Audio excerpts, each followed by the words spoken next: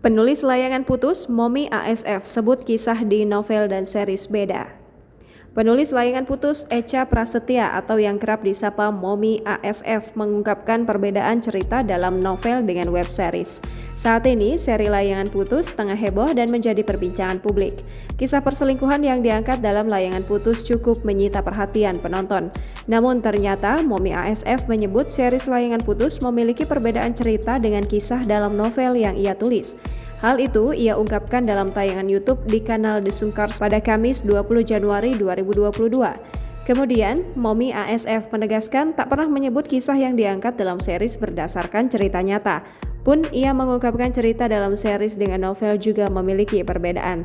Disampaikan Momi ASF, hal itu ia sadari saat pertama kali menyaksikan episode pertama Layangan Putus. Saat itu, ia langsung menyebut cerita series berbeda dengan kisah yang ia tulis dalam novel. Menurut Momi ASF, yang sama dalam cerita hanyalah esensi menduanya saja.